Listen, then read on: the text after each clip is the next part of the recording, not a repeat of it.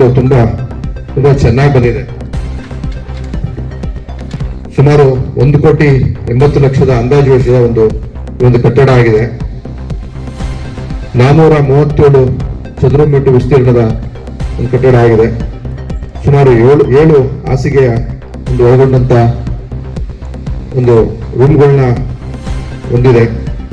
ಜೊತೆ ವೈದ್ಯಾಧಿಕಾರಿಗಳ ಒಂದು ಕೊಠಡಿ, ಶಸ್ತ್ರ ಆಪರೇಷನ್ಗೂ ಸಹ ಒಂದು ಥಿಯೇಟರ್ನ ಅರೇಂಜ್ ಮಾಡಿದ್ದಾರೆ. ಅದಕ್ಕೆ ಬಿಟ್ಟು ಪ್ಲಾಂಟ್ ಆಗಿಲ್ಲ ಅನ್ಸುತ್ತೆ, ಅದು ಇಂಟೀರಿಯರ್ ಮಾಡಬೇಕು.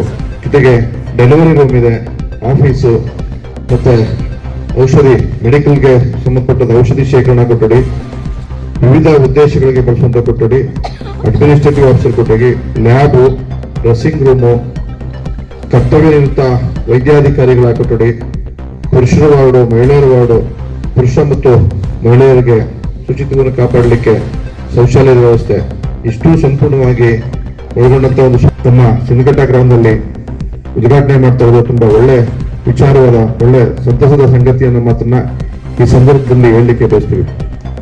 ಬಹುತೇಕ ಬಂಧುಗಳೇ, ಇವತ್ತು ರಾಜ್ಯದಲ್ಲೇ ಆಗಲಿ ರಾಷ್ಟ್ರದಲ್ಲೇ ಆಗಲಿ ಅತ್ಯಂತ ಹೆಚ್ಚು ಮಹತ್ವವನ್ನ ಕೊಡ್ತಾ ಇರುವಂತ ಇಲಾಖೆಗಳಂತಂದ್ರೆ ಒಂದು ಎಜುಕೇಶನ್, ಶೈಕ್ಷಣಿಕ ಇಲಾಖೆ, ನೆಕ್ಸ್ಟ್ ಆರೋಗ್ಯ ಇಲಾಖೆ. ಇವೆರಡೂ ಇಲಾಖೆ ಮಹತ್ವ ರಾಷ್ಟ್ರ ಮತ್ತು ನಮ್ಮ ರಾಷ್ಟ್ರದಲ್ಲಿ ತುಂಬಾ ಚೆನ್ನಾಗಿದ್ರೆ, ಅಚ್ಚುಕಟ್ಟಾಗಿದ್ರೆ ಅಂತಾರಾಷ್ಟ್ರೀಯ ಮಟ್ಟದಲ್ಲಿ ನಮ್ಮ ರಾಷ್ಟ್ರವನ್ನ ನೋಡುವಂತ ವಿಧಾನ, ಬೇರೆ ದೃಷ್ಟಿಕೋನ ಉತ್ತಮವಾಗಿರುತ್ತೆ. ಯಾತಕ್ಕೆ ಅಂತಂದ್ರೆ ತಾಲೂಕು ಮಟ್ಟದ ಅಧಿಕಾರಿಗಳು ಇದ್ದಾರೆ. ವಿಶೇಷ ಅಂತಂದ್ರೆ ನಾನು ಪದೇ ಎಲ್ಲಾ ಕಾರ್ಯಕ್ರಮಗಳು ಸಹ ಹೇಳ್ತಾ ಇದ್ದೆ, ಆಶಾ ಕಾರ್ಯಕರ್ತೆಯರು, ಅಂಗನವಾಡಿ ಕಾರ್ಯಕರ್ತೆಯರು ಸಹ ಅವರು ಸಮಾಜಮುಖಿಯಾಗಿ ಕೆಲಸ ನಿರ್ವಹಿಸ್ತಾ ಇರೋದ್ರಿಂದ ಇಲಾಖೆ ಕಾರ್ಯಕ್ರಮಗಳು ಸಹ ಮನೆ ಬಾಗಿಲಿಗೆ ಹೋಗ್ತಾ ಇದೆ. ಒಂದು ಕಾರ್ಯಕ್ರಮ.